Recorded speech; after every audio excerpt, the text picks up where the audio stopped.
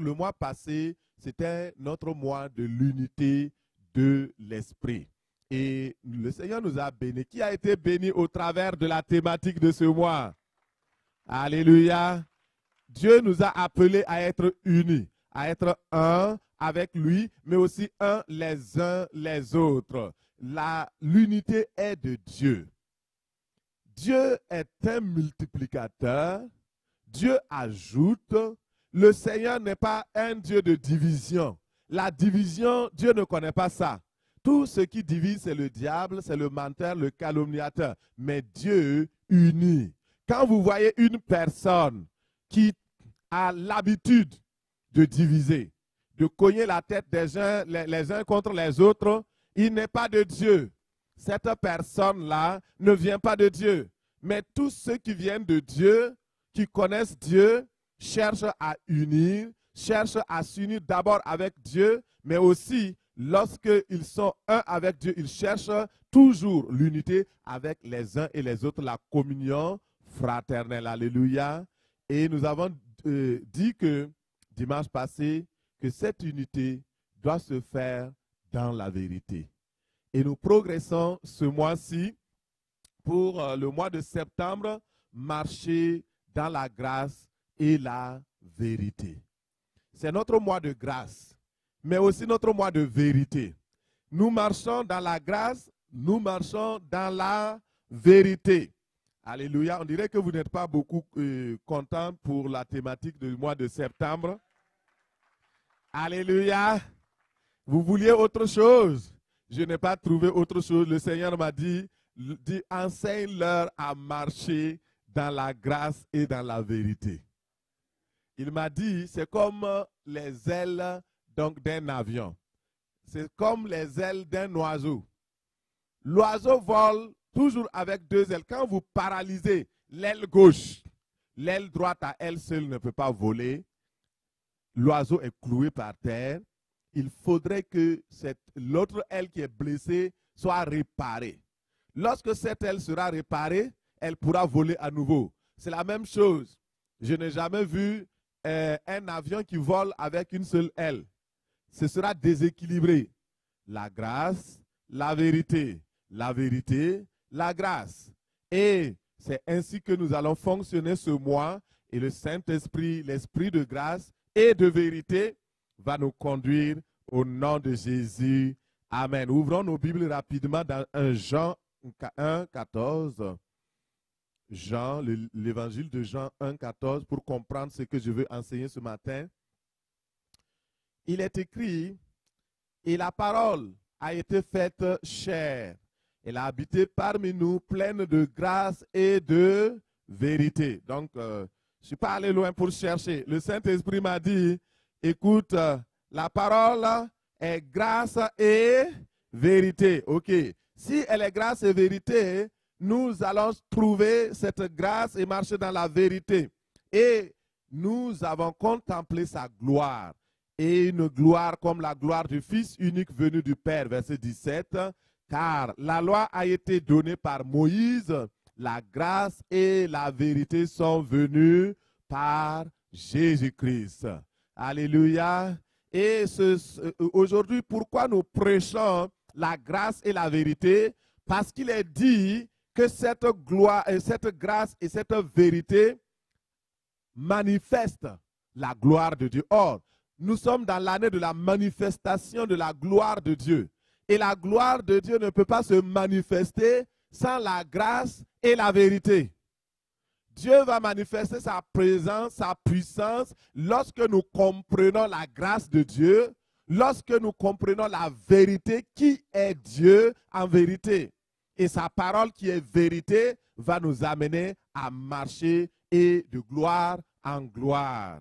Et tous ceux qui ont accepté cette grâce et cette vérité ont contemplé dans le passé la gloire de Dieu. Et les disciples l'ont contemplé.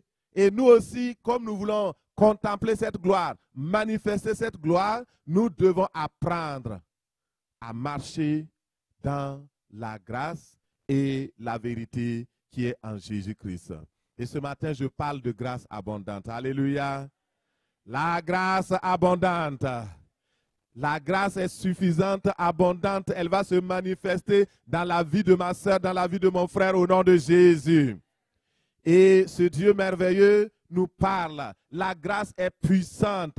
La grâce abondante de Dieu est puissante et elle a été puissante dans la vie de Paul. Nous allons voir l'exemple de Paul, comment la grâce s'est manifestée dans la vie de Paul pour le transformer, pour le changer, pour l'amener à une hauteur que personne des apôtres n'avait atteint. Dans 1 Timothée 1, verset 12, nous lisons la parole de Dieu. 1 Timothée 1, verset 12. 1 Timothée 1, verset 12, nous lisons. Je suis reconnaissant envers celui qui m'a fortifié, Jésus-Christ, notre Seigneur, car il m'a jugé digne de confiance en m'établissant à son service. Moi qui étais auparavant blasphémateur, un persécuteur, un homme violent. Cependant, il m'a été fait grâce parce que j'agissais par ignorance. Dans mon incrédulité et par la grâce de notre Seigneur, la grâce de notre Seigneur a surabondé avec la foi et l'amour qui sont en Jésus-Christ. Cette parole est certaine et digne d'être acceptée sans réserve. Jésus-Christ est venu dans ce monde pour sauver des pécheurs. Je suis moi-même le premier d'entre eux, mais il m'a été fait grâce, afin que Jésus-Christ montre à moi le premier toute sa patience et que je serve ainsi d'exemple à ceux qui croiraient en lui pour la vie éternelle, au roi des siècles, au Dieu immortel invisible et seul sage, soit honneur et la gloire au siècle des siècles. Amen. Gloire à Dieu. La vie de Paul, avant qu'il ne connaisse le Seigneur Jésus-Christ, était une vie de tous, de moi, comme pour toi. Lui, il se fait appeler, il dit qu'il est le premier des pécheurs. Il a eu cette conviction de péché parce que Paul, avant, il était quelqu'un qui blasphémait le nom de Dieu. Il disait du mal du Seigneur. Il était un persécuteur des disciples de Jésus. Il attaquait l'Église. Il était un meurtrier. Paul était là quand on tuait Étienne. C'est lui qui gardait les habits de ceux qui le lapidaient. Il s'appelait Saul à l'époque. Et Saul est parti. Il a pris des lettres. Il est parti vers Damas et pour amener les gens qui croyaient en Jésus. Pour lui, c'était des sectaires. Pour lui, c'était des rebelles. Pour lui, ce sont des gens qui ne connaissent pas le véritable Dieu. Et il partait pour les ligoter afin de les mettre en prison. Mais sur la route de Damas, Jésus-Christ, alléluia, le Dieu de grâce et de vérité, celui qui a amené la grâce et la vérité, a rencontré Saul. Et en plein midi, il a vu une lumière plus lumineuse, plus resplendissante que la lumière du soleil. Et il a été ébloui. La monture sur laquelle il était n'a pas supporté. Et Saul est tombé. Pendant 3 jours, il a eu les yeux fermés. Fermés à tout ce qui est dans ce monde. Les plaisirs de ce monde. Lui qui se croyait puissant. Lui qui se croyait quelque chose. Mais la grâce de Dieu l'a trouvé tel qu'il est. Et la grâce de Dieu peut trouver n'importe quel pécheur. Quelle que soit la profondeur dans laquelle tu es tombé. Quelle que soit la hauteur de ton péché, quelle que soit la largeur dans laquelle tu es tombé, les choses dans lesquelles tu es plongé, les ténèbres dans lesquelles tu es environné, il y a de l'espoir pour toi. Jésus-Christ est venu dans ce monde pour sauver les pécheurs. Et même si tu étais seul sur la terre, il serait venu te chercher. Si tu étais seul sur la terre, il serait venu te sauver. Parce qu'il est le Dieu de grâce et d'amour. Oui, toi qui m'écoutes aujourd'hui, tu penses que Tu as tellement de péchés que personne ne peut te pardonner. Certains se culpabilisent. Oh, Dieu n'a pas besoin de moi. J'ai tellement fait de tort à Dieu. J'ai tellement commis des affaires. Mais Dieu, la grâce de Dieu est tellement abondante. Et cette grâce a surabondé. C'est-à-dire que, mettons que ton péché est haut comme ce pupitre. La grâce vient et surabonde, couvre, enlève, détruit et tu es libéré au nom de Jésus. Alléluia, acclame le Seigneur. Le salut par la grâce de Dieu. Dans 1 Corinthiens 15, verset 10, par la grâce de Dieu, je suis ce que je suis, et sa grâce envers moi n'a pas été vaine. Paul savait qu'il y a quelque chose qui s'est passé lorsqu'il a rencontré ce Jésus. Sa vie n'a plus jamais été la même. Sa vie a changé radicalement. Paul, et il est devenu, d'abord même son nom a changé. Pourquoi? Parce que Dieu s'est souvenu que Saul, ce n'était pas un bon nom. Parce que c'est Saul qui était le premier roi d'Israël. Il avait péché contre Dieu par désobéissance. Il s'était rebellé contre Dieu. Et il a été donc détrôné. L'onction est partie de Saul.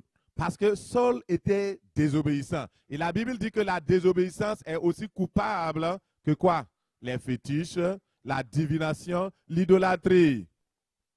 Et Saul, c'est le premier Saul est devenu idolâtre. Et Dieu ne voulait pas que cela se répète dans la vie de son serviteur qui allait influencer tout le Nouveau Testament et toutes les générations dont nous. Et il a dit, écoute, ton nom ne sera plus Saul, mais Paul. Alléluia. Aujourd'hui, le Seigneur change ton nom. Il change ta destinée. Tu as accepté Jésus-Christ, tu es passé par les eaux du baptême. Le Seigneur change ta destinée au nom de Jésus.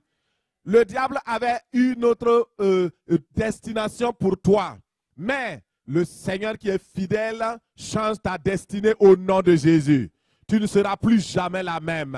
Le Seigneur est fidèle pour te donner. La grâce qui est là va surabonder et avec vérité au nom de Jésus. C'est pourquoi ma soeur, mon frère, prends courage. Le Seigneur est là. Il est fidèle.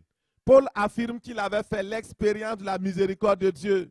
Et cette même miséricorde est là ce matin pour toi.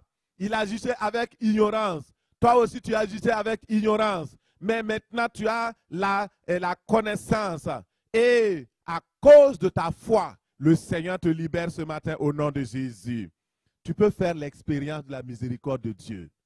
Dieu est un Dieu miséricordieux, lent à la colère, riche en bonté, riche en amour, riche en fidélité. C'est son caractère. Et ce matin, ta vie était pleine de mauvaises choses. Tu aimais mentir, tu aimais la colère, l'amertume venait te chercher. Tu n'arrivais pas à pardonner. Tu étais violent dans tes paroles. Tu blesses les gens partout. Tu vivais une vie d'impureté. Et tu regardes comment tes pensées sont remplies d'impureté, de choses sales. Et tu étais méchant, méchante. Tu accusais les gens de tes malheurs. Mais ce matin, le Seigneur te dit, si tu as décidé d'abandonner tout cela, je te donne la grâce de pouvoir l'accomplir. Alléluia. À la différence de la loi te dit quoi? Fais ci, ne fais pas ça. Jésus n'est pas venu pour abolir la loi, hein? Mais il est venu pour accomplir la loi. Ce qui se passe, c'est qu'avant, tu étais incapable de vivre selon Dieu et lui faire plaisir. Maintenant, avec la grâce, qui est un don immérité, ce n'est pas parce que tu as fait quelque chose que tu l'as. C'est un don gratuit de Dieu. Il te donne simplement parce qu'il t'aime, parce qu'il est le Dieu d'amour, parce qu'il est le Dieu de bonté. Alors, sa grâce vient te trouver et te dit, voici mes commandements. Je sais que tu es incapable de les accomplir, mais moi je te prends par la main. Je te montre le chemin et je te donne la force surnaturelle du Saint-Esprit pour accomplir désormais la loi. Alléluia. Alléluia. C'est ça la grâce. La grâce, beaucoup prêchent la grâce, une fausse grâce. La grâce de dire que maintenant que tu es croyant, tu es chrétien, tu peux faire tout ce que tu veux. Ça, c'est la grâce diabolique. Ce n'est pas ça ce que la parole dit. Non, la parole dit que la grâce te donne la puissance surnaturelle de vaincre le péché, de vivre au-dessus du péché. Désormais, Satan est sous mes pieds parce que j'ai la grâce de Dieu et je marche dans la vérité. Parce que le Dieu qui m'a appelé est saint et il veut que je sois saint et parfait. C'est cette grâce-là qui est enseignée dans la Bible. Alors, croyons la parole ce matin. Il te donne la puissance. Avant, tu tombais, tu te relevais, tu ne sais pas comment faire. La grâce vient te trouver. Et ce matin, laisse la grâce de notre Seigneur Jésus-Christ inonder ta vie, se manifester en toi par une surabondance extraordinaire, ainsi qu'il a fait pour moi, ainsi qu'il a fait pour Paul. Sa grâce est suffisante ce matin au nom de Jésus. Merci Seigneur. En ce jour de grâce, ma prière est que la grâce de notre Seigneur Jésus-Christ surabonde dans ta vie avec la foi et l'amour qui sont en Jésus-Christ. Amen. Comment Paul a été sauvé, d'après vous, les baptisés? Comment Paul a été sauvé? C'est par quoi? Par la grâce. Vous aussi, vous êtes sauvés par la même grâce. Alléluia. Oh, c'est merveilleux. Gloire à Dieu. La même grâce qui a été donnée à Paul t'a été donnée. La même grâce qui a été donnée à Pierre t'a été donnée. Pierre a été vainqueur. Paul a été vainqueur. Comment tu peux échouer, mon frère?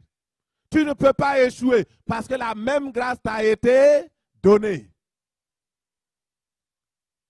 Nous ne sommes plus candidats de l'échec. Nous sommes candidats du succès. Parce que la même grâce qui a donné à Paul de triompher nous a aussi été accordée. La même grâce, la même mesure de grâce pour être sauvé. Alors, frères et sœurs, dans Éphésiens 2:8, il est écrit, car c'est par grâce que vous êtes sauvés, par le moyen de la foi, et cela ne vient pas de vous, c'est un don de Dieu. Non seulement Dieu a sauvé Paul, mais aussi il l'a estimé fidèle. Il l'a appelé au ministère. Vous aussi, vous avez été sauvés. Et le Seigneur vous estime. Il dit que vous êtes aussi appelés à le servir. Et beaucoup ont reçu des paroles dans ce sens-là. Alors croyez, saisissez cela. Et le Dieu de paix vous visitera au temps convenable au nom de Jésus. Vous savez, la patience, une des caractéristiques de la grâce, c'est la patience. Dieu est patient. La grâce, c'est vraiment quand une personne, mettons une personne X, qui ne connaît pas Dieu, qui vit sans Dieu, Dieu va mettre tout en œuvre pour suivre cette personne-là. Il va placer des occasions pour que cette personne-là accepte Jésus comme son Seigneur et Sauveur. Il va faire de sorte que quand la personne va ouvrir sa télé, ça va sortir sur quelque chose qui parle de Dieu. Quand la personne va aller sur Internet, il va trouver quelque chose qui parle du Seigneur. Le Seigneur va mettre sur la route de cette personne de bonnes personnes pour lui prêcher la bonne parole. Le Seigneur va mettre sur la route de la personne des gens qui vont l'aimer, l'épauler, qui vont vraiment aimer cette personne-là pour l'encadrer. Ça, c'est la grâce de Dieu. Et le Saint-Esprit de Dieu utilise ces paroles pour toucher les vies, pour changer les cœurs. Et si cette personne est attentive, si cette personne accepte d'être soumise à la parole, alors quelque chose va se passer. Tu es là ce matin, c'est parce que la grâce de Dieu est venue te chercher. Tu n'es pas là par hasard. Non, ce n'est pas parce que quelqu'un t'a invité. Mais oui, la personne qui t'a invité, c'est le bras de la grâce de Dieu pour t'inviter dans ce lieu. La grâce utilise des personnes, la grâce utilise des moyens, la grâce utilise toutes sortes de moyens pour te suivre afin que tu puisses un jour dire oui à Jésus. Alléluia. Et Dieu est patient pour cela. Sa patience. Tous les hommes sont pécheurs. Et à cause de cela, ils sont éloignés de Dieu. Personne ne juge, dit la parole. Et le verdict de la loi dit que l'âme qui pêche est celle qui mourra. La loi exige la condamnation de tout pécheur, de toute femme pécheresse. La loi n'offre aucune issue d'espoir. Mais la grâce, c'est tout à fait le contraire. La grâce vient avec l'amour de Dieu, la bonté de Dieu, la vérité, la révélation de la vérité de Dieu, la puissance pour te sortir de là où tu es et alors tu es sauvé. La grâce répond à tous les besoins du pécheur et en termes de pardon, en termes d'amour, de salut tout entier. Alléluia. Merci Seigneur Jésus. Merci Seigneur Jésus. Oui. Peut-être que tu m'écoutes. Tu as cherché par la religion toutes sortes de moyens pour t'en sortir. Mais tu vois que tu n'arrives pas à t'en sortir. La religion ne peut pas t'aider. La religion, c'est quoi? C'est lorsque tu fais des efforts pour atteindre Dieu. La religion disait dans l'ancien temps, quand, vous savez, l'église Saint-Pierre de Rome, il y avait 12 marches pour atteindre l'église. Et avant ce qu'on appelle les genuflexions, vous savez ce que c'est? Aujourd'hui, les gens ne le font plus. Heureusement. Et quand les gens arrivaient au pied de l'église Saint-Pierre de Rome, ils devaient marcher à genoux et monter les 12 escaliers pour arriver à l'église. Et vous arrivez tous les genoux ensanglantés. Et quand vous arrivez les genoux ensanglantés, vous dites, ouf, j'ai fait ce qui plaît à Dieu. J'ai accompli ce qui est bon. Et vous croyez qu'à cause de ça, vous êtes bénis et sauvés. Ça, c'est la loi. Ce n'est pas la grâce. La grâce, c'est l'ascenseur vers Dieu. Alléluia. La grâce, c'est l'ascenseur vers Dieu. Dieu sait que tu es incapable de monter. Lui-même, il descend avec son ascenseur. Il te dit, mets-toi. Ah, c'est aussi simple que ça. J'évangélisais une personne la dernière fois. Je lui dis, tu sais, pour être sauvé, c'est simple. Crois au Seigneur Jésus-Christ et tu seras sauvé. Il dit, mais vous ne trouvez pas que c'est trop simple? La grâce est simple.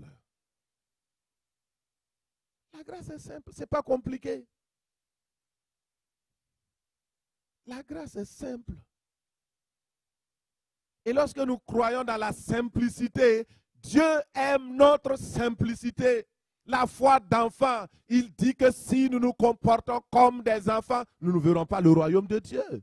La foi simple, naïve, innocente, des enfants. Vous laissez un enfant sur le toit, vous dites, vous êtes son papa, il sait que vous êtes son papa. Vous dites, jette-toi, je vais te prendre. L'enfant se jette. Pourquoi? Il sait que c'est toi qui es son papa. Tu vas le laisser tomber? Quand l'enfant veut se tomber, tu es folle, non? Pourquoi tu veux? Mais oui, elle croit. Et nous devons être comme des enfants entre les mains de notre Père. Dieu est notre Père. Et nous devons nous abandonner à lui.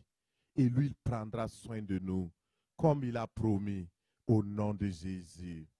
Amen. La grâce s'accompagne toujours de la vérité, qui est Christ lui-même.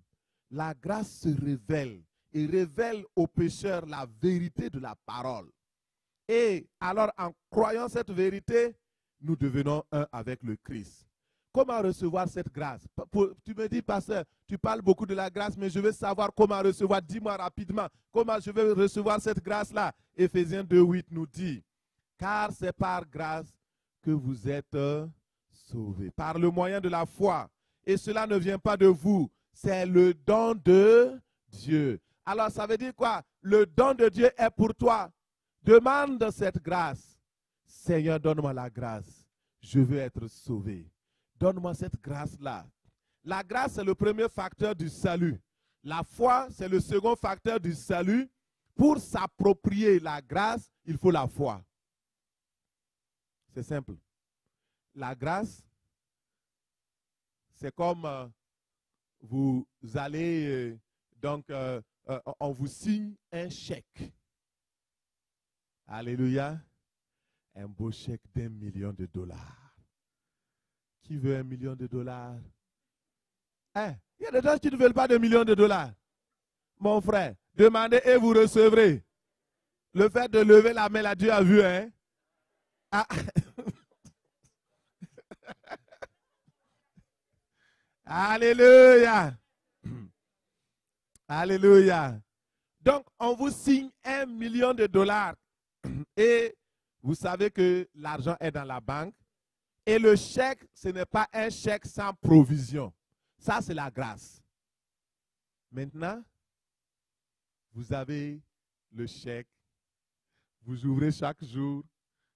Oh, merci beaucoup pour le chèque. Ah, c'est un beau chèque. Oh, c'est joli.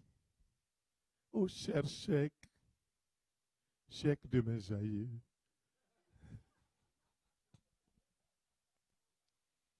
Mais vous ne décidez jamais d'aller à la banque pour encaisser l'argent. La foi, c'est le fait de décider. Vous dites, voici ce chèque-là, je crois qu'il y a quelque chose, un potentiel d'argent dans ce chèque. Je vais aller à la banque et je vais déposer ce chèque et réclamer l'argent qui m'appartient. Est-ce que je me fais comprendre? Alléluia. Seigneur Saint-Esprit, ajoute ton onction. Tous ont ce chèque. La grâce est un don universel. Dieu nous l'a donné, accordé parce que Jésus-Christ a payé pour que la grâce vienne dans le monde, que tu puisses avoir cette grâce. Maintenant, la foi, c'est le bras pour atteindre cette grâce-là. Donc, nous sommes sauvés par grâce et le moyen de ce salut s'appelle la foi. La foi en Dieu, la foi dans la vérité de la parole. Et la grâce relève de Dieu, tandis que la foi relève de l'homme. La foi permet à l'homme de saisir la grâce de Dieu, c'est-à-dire la main tendue de Dieu pour nous libérer du péché et de la mort éternelle. La foi, c'est un don de Dieu. Et il y a une mesure de foi qui a été donnée à chacun. Maintenant, est-ce que nous l'utilisons? Le pécheur doit utiliser cette mesure de foi pour s'approprier de la grâce. Comment? En faisant un choix. Dans la vie, tous ceux qui réussissent font des choix. Les bons choix, ça donne les bonnes destinées, la bonne réussite et le bon succès. Dieu nous interpelle, il nous invite à faire des choix. 1 Timothée 1, verset 15 nous dit, « Cette parole est certaine et digne d'être acceptée. Sans réserve, Jésus est venu dans le monde pour sauver les pécheurs. » Ce matin, si tu as décidé d'accepter Jésus sans réserve, qui est venu dans le monde pour te sauver, tu as reconnu que tu es pécheur et tu as besoin d'un sauveur. Il n'y a aucun autre sauveur que Jésus. C'est lui le seul et véritable sauveur. Parce qu'il sauve ton esprit, il sauve ton âme, il sauve aussi ton corps. C'est le sauveur parfait. Il n'y en a pas un autre. Alors, je vais terminer en disant, il y a eu un avant Il y a un pendant, il y aura un après. Acclame le Seigneur pour cela. Alléluia. Dans ta vie, tu dois voir cela clairement. Dans ta vie, tu dois expérimenter cela. Tu dois être capable de dire, un véritable enfant de Dieu doit pouvoir dire, voici mon avant, voici mon maintenant et voici mon avenir. Alléluia. Et nous allons voir tous ces trois étapes rapidement avant de terminer, avant de prier. Ce que tu étais, tu le sais, tu étais loin de Dieu. Dans Éphésiens 2, verset 11 à 16, il est dit, rappelez-vous votre situation. Autrefois, vous étiez sans Dieu. Vous étiez sans Messie. Vous n'avez même pas le droit de faire partie du peuple de Dieu. Vous étiez étrangers aux alliances conclues par Dieu pour garantir sa promesse. Vous étiez sans espérance et sans Dieu dans ce monde. Voici ce que nous étions. L'apôtre dit qu'avant que nous connaissions le Seigneur, nous étions sans espoir, sans Dieu, sans droit d'être cités. Nous étions sans sauveur. Nous n'avons pas ce sauveur, on ne le connaissait pas. Nous étions dans une situation dramatique et désespérée. Sans sauveur, ça veut dire que nous étions destinés à la perdition. Exclus du droit de cité en Israël, ça veut dire qu'on n'avait pas le droit de faire partie du peuple de Dieu. Nous étions des créatures de Dieu, mais pas adoptés comme des enfants de Dieu. Faites attention, tous les hommes sur la terre sont des créatures de Dieu. Mais tous ne sont pas enfants de Dieu.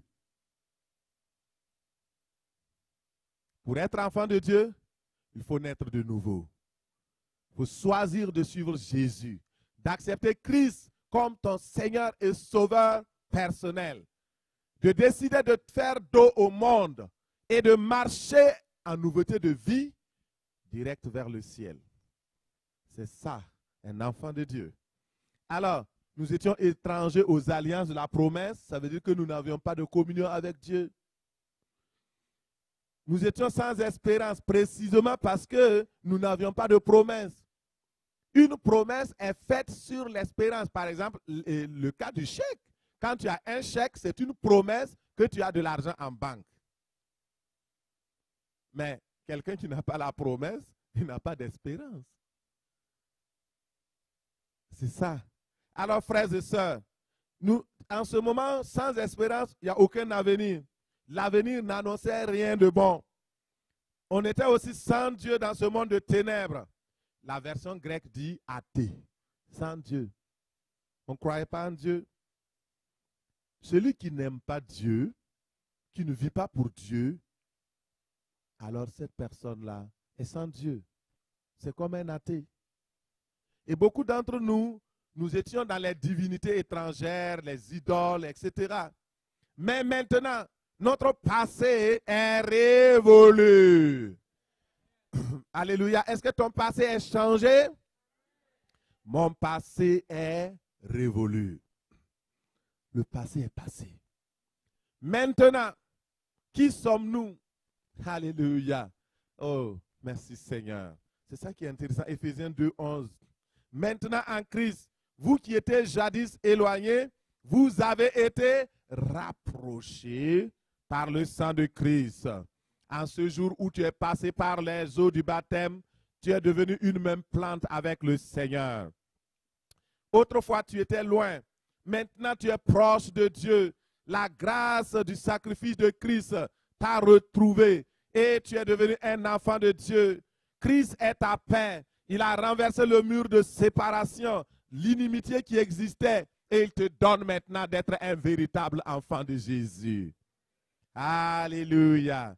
Tite 3,5 nous dit, mais lorsque la bonté de Dieu, notre Sauveur, et son amour pour les hommes ont été manifestés, il nous a sauvés, non à cause des œuvres de justice que nous aurions faites, mais selon sa miséricorde, par le baptême de la régénération et le renouvellement du Saint-Esprit qu'il a répandu sur nous avec abondance par Jésus-Christ, notre Sauveur. Amen. Maintenant, l'avenir. Tu connais ton passé. Tu sais qui tu es maintenant. ton avenir. Dans 1 Jean 3, verset 2, nous regardons. Bien-aimés, nous sommes maintenant enfants de Dieu. Ça, c'est le maintenant. Et ce que nous serons n'a pas encore été manifesté. Mais nous savons que lorsque cela sera manifesté, nous serons semblables à Jésus. Parce que nous le verrons tel qu'il est. Et quiconque a cette espérance en lui se purifie comme lui-même est pur.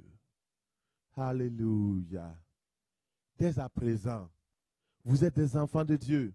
Ce que nous serons un jour va être révélé. Aujourd'hui, nous voyons comme un miroir. Mais Dieu va révéler toutes choses. Un jour, nous le verrons, nous le verrons, nous le verrons, nous le verrons, nous le verrons tel qu'il est. Au nom de Jésus, tu vas le voir. C'est ton espérance.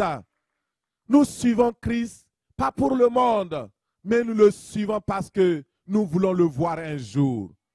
Mais si tu marches jusqu'au bout, par la foi, malgré tout, les circonstances, les difficultés, ça va survenir.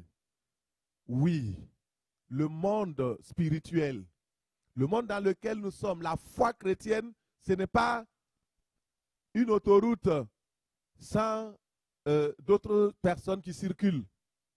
Ce n'est pas tout lisse. Ce n'est pas un bateau de plaisance. Souvent, il y aura des défis.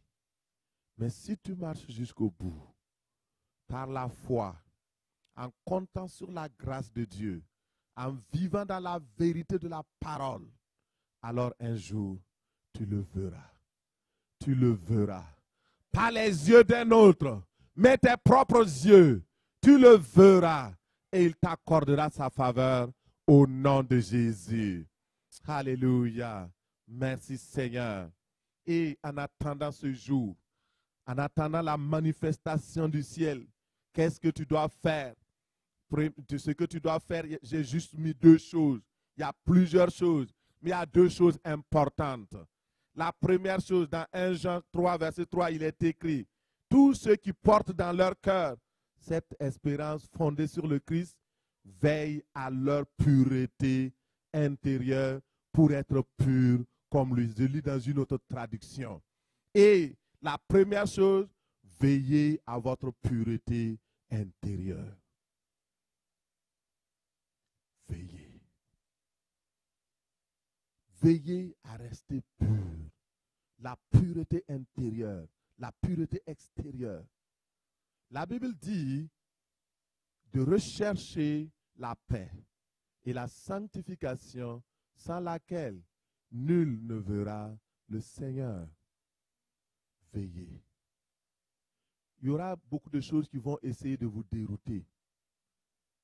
Veillez même sur les anciens chrétiens, anciens croyants. Il ne faut pas prendre des mauvais exemples.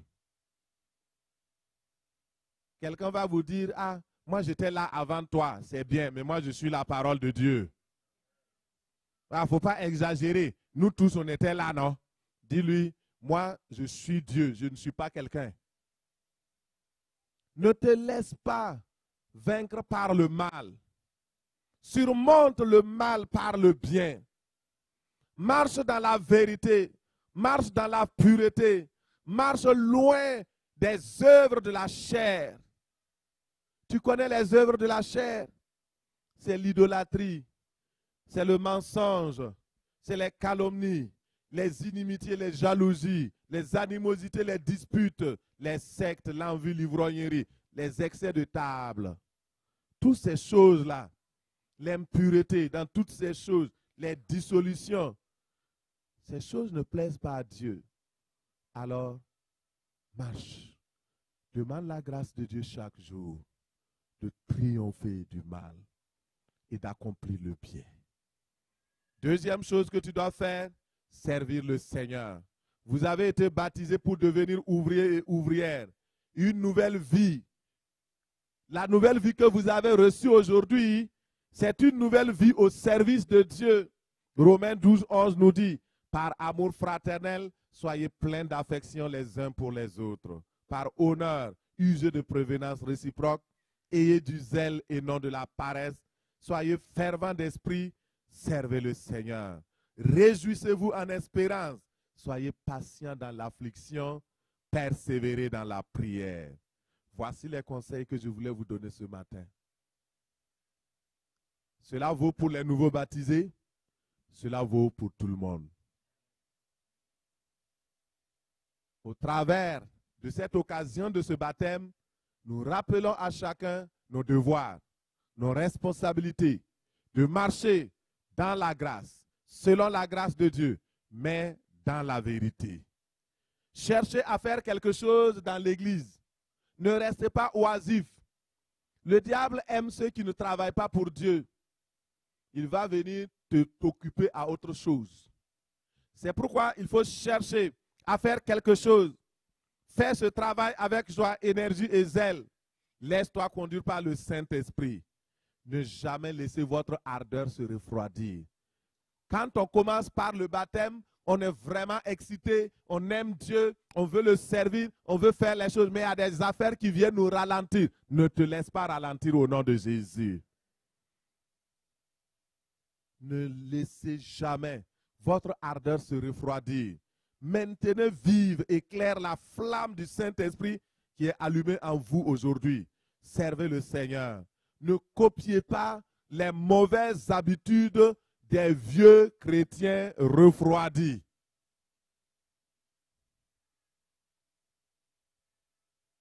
Ils sont vieux chrétiens, non? Ils sont juste, ça va servir à être jeté. Ils sont refroidis. C'est à vous de les rallumer. Par votre comportement. Dis, ah, mais moi je pensais que la vie chrétienne était comme ça. Non, non, non, ma soeur.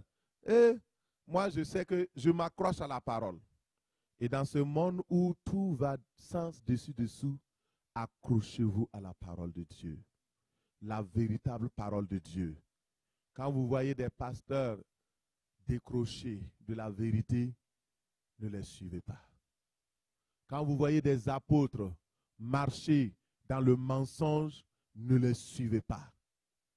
Si moi-même un jour, il arrivait, et ça ne va pas arriver de toute façon, mais si un jour, je décrochais ou que je débordais et que je déraillais, attirez mon attention.